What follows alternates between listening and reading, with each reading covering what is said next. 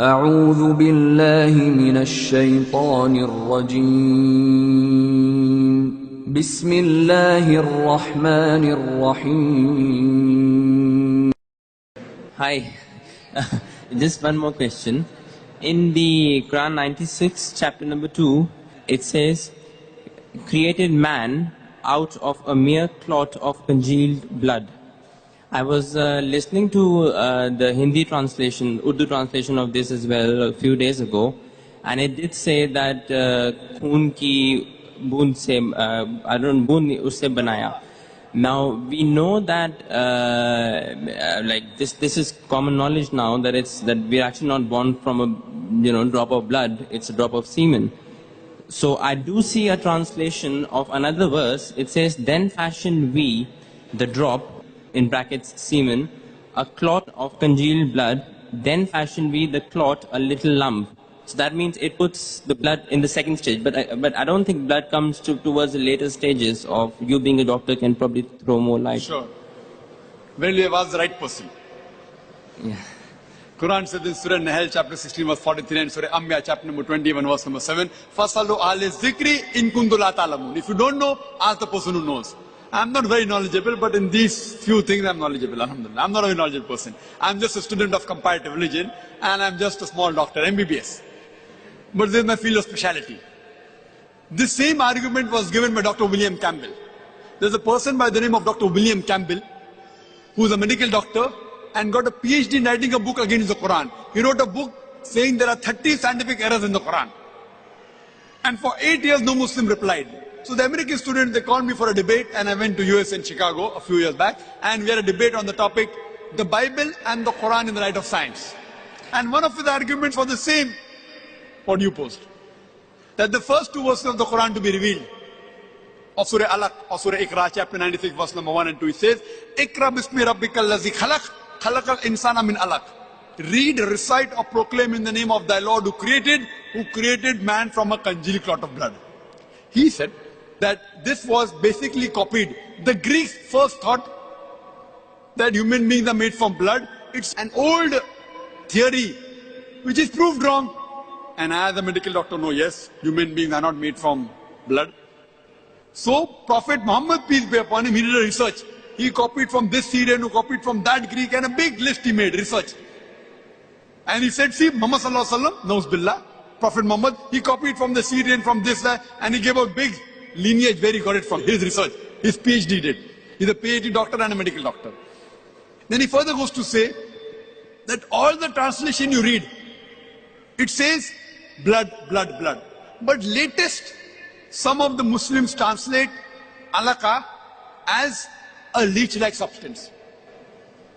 He knew it, which you don't know. He knew it. But in defense he's saying, we have to take the meaning what was present at the time of revelation of the Quran. We can't take a meaning which is understood today. At the time the Quran was revealed, no one understood it as leech, and he's right. Therefore, all the contemporary tafasirs you read, all say blood. None of them say alaqa is leech-like substance, which we agree. Alaqa has got three meanings: a congealed clot of blood, something which slings, and a leech-like substance. And Professor Keith Moore was shown this verse of the Quran. He goes under a microscope. He says, I don't know, it looks like a leech. He observed the early stages of embryo in a microscope and compared it with a photograph of a leech, and he was shocked at the striking exact resemblance. So today, medical science confirms that the embryo looks like a leech.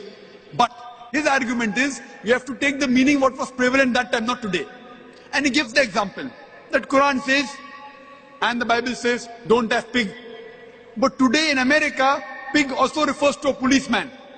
So would you say Quran says, don't eat a policeman? And the people started to laugh. I couldn't say anything because he was speaking. I have to follow the rule. But my turn came to speak, and I said, what Dr. William Campbell says is correct as far as the Bible is concerned. Because the Injil was revealed only for that time and for those people.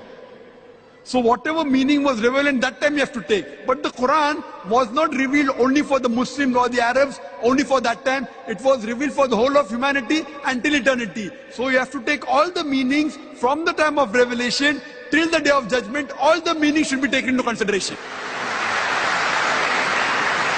Can be one is correct, can be all are correct. And this William Campbell, he's practiced in Morocco, he even knows Arabic as a language. So doctor, medical doctor, MD, I am only MBBS, he's better than me, MD. PhD in writing a book against the Quran, knows Arabic language, I don't know Arabic as a language.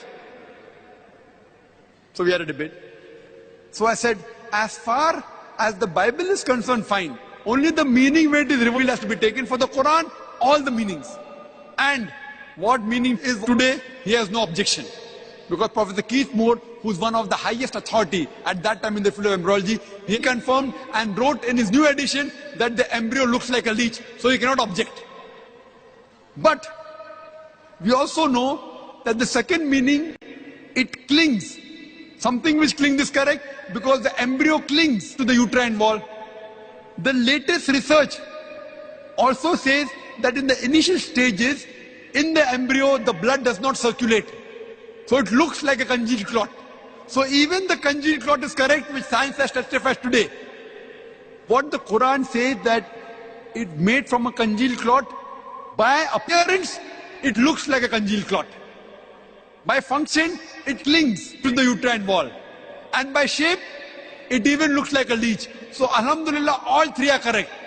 Even congealed clot is correct, even something which clings as well as leech-like substance. Hope that answers the question. Yes.